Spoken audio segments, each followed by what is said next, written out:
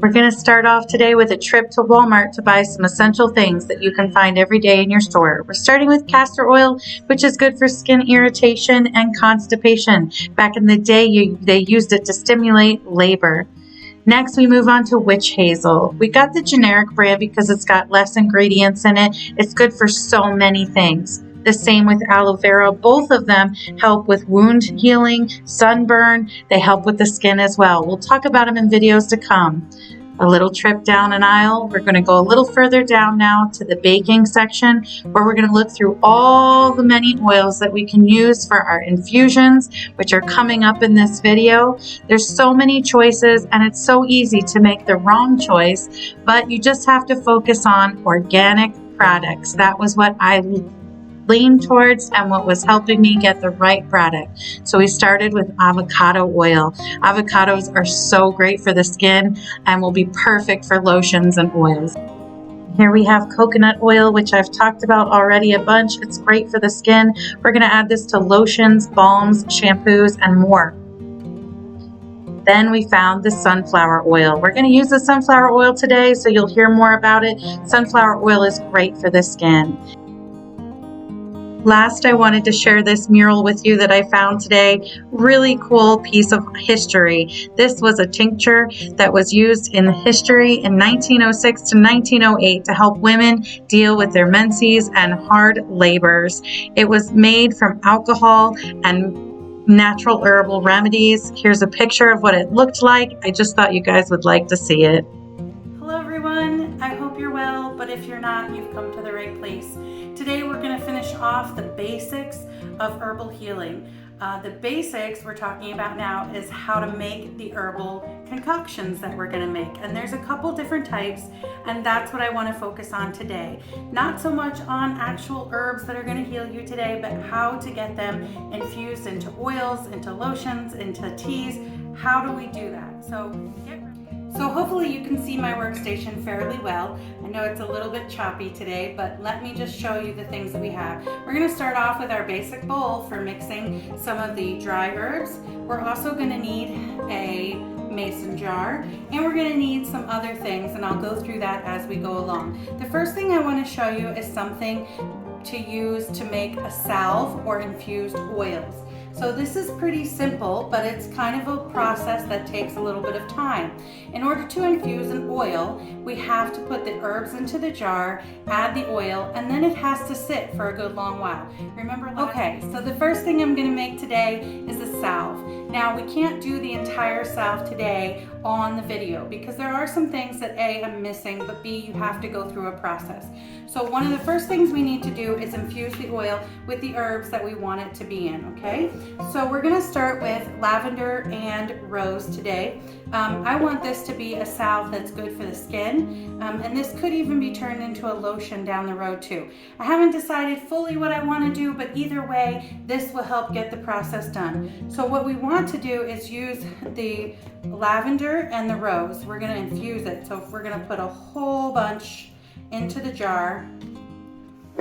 We're spilling it everywhere. So we're going to take the lavender and put it into the jar. I'm going to try to do this without spilling for you guys. It's not going well. Okay, so we've got some lavender in the jar.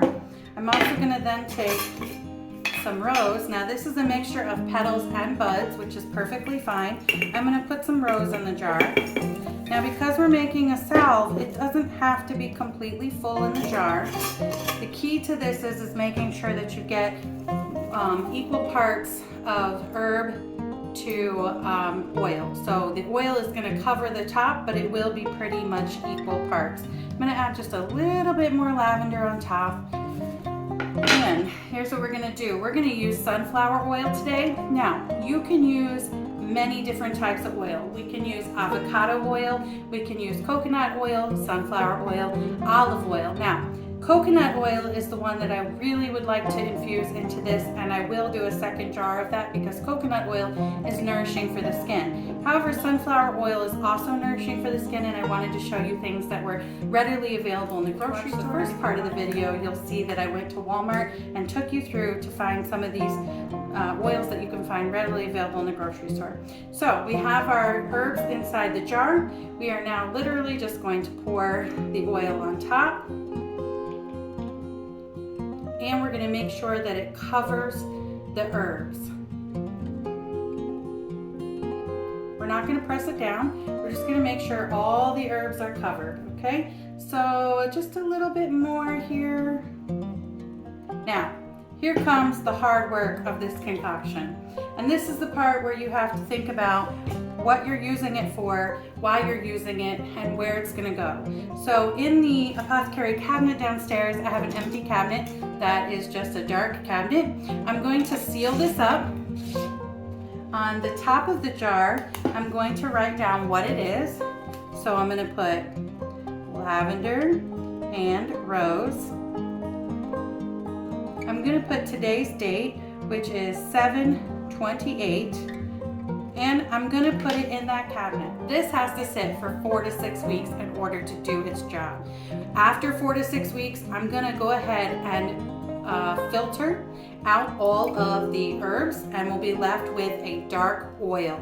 From there, in order to make a salve, I'm gonna add in beeswax. Now I'm gonna have to melt the beeswax down, and I'm gonna add it in. Now if you needed this quickly, if you're having some sort of irritation to your skin or something that you wanted to create to make your skin softer or more supple, you could use coconut oil, and that will fuse it or make it more paste-like so that you can rub it on your skin. But when you add the beeswax to this, it makes a beautiful salve, kind of like a lip balm, something like that. And we can do this for all kinds of things, including lip balms, lotions, and salves. Okay, the next type of mixture that we have is called an infusion. I've showed you this before. We did an infusion for a milk bath. We also did an infusion for the room spray. This one is going to be an herbal tea. So an infusion simply means that you take the herbs and you infuse them with water. Very simple. You can use it both hot and cold. Some people like cold tea, right? You'd have to brew the tea first and then put it over ice. An infusion is just adding water. So I'm going to make an infusion today of some herbal tea so that you can see one done in particular. This is going to be a peony tea. Peony tea and the mixture that's in it is good for hypertension.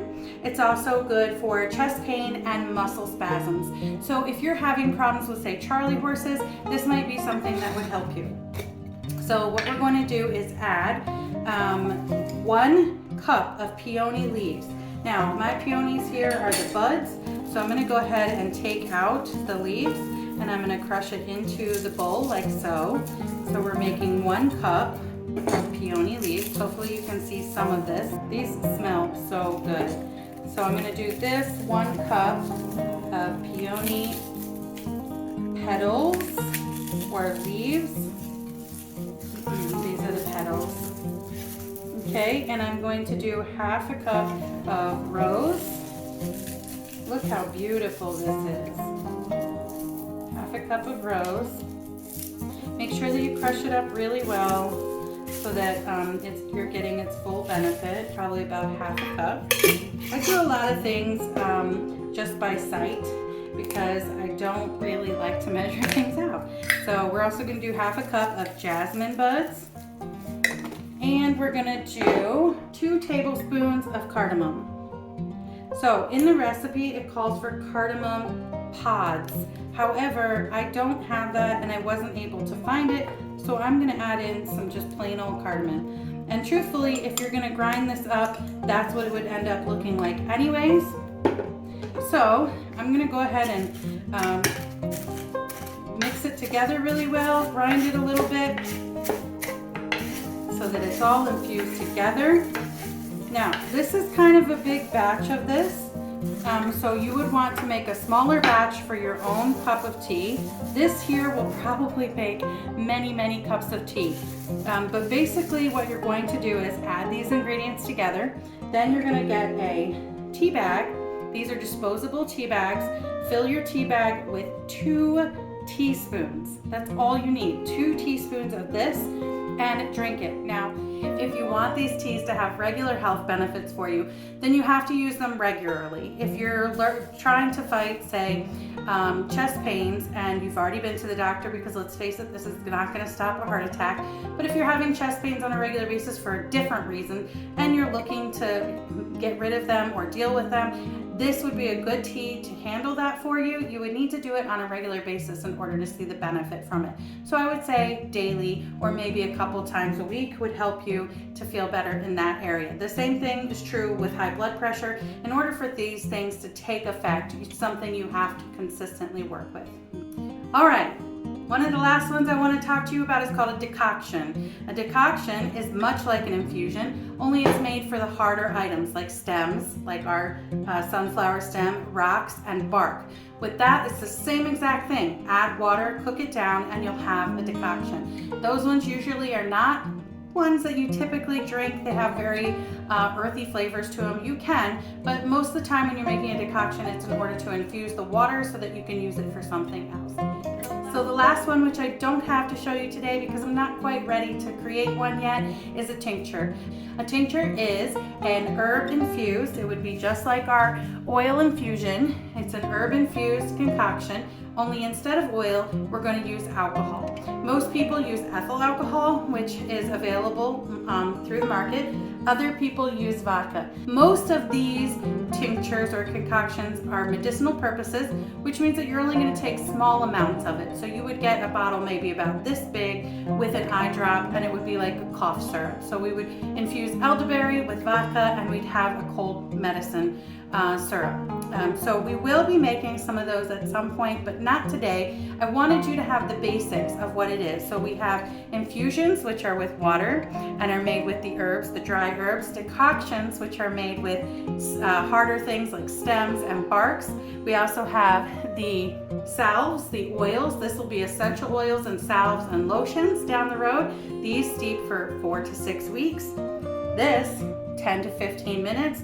Decoctions about 30 minutes on low, and then a tincture, which would be alcohol and the herb, and that would steep for 4 to 6 weeks as well in a cabinet, and you would later pull it out in order to use it, drain it, and use it as a medicinal purpose. Just a reminder, in order for this channel to do well, I need you to like, share, subscribe, hit the notification button. Also, if you look below, I've linked our new website where you can buy all these products if you're interested. And we have new products coming out, which we'll talk about next week, some of them about crystals that help to heal as well. So we've made crystal necklaces and earrings that you can wear and help with your healing. So stay tuned, check out the next video, because the next one we're going to be talking about specific healing herbs, specific healing crystals, and we're going to focus on specific ailments such as depression, anxiety. And as always, remember, you are worthy, you are loved, and you are important to me. Have a great day, everybody.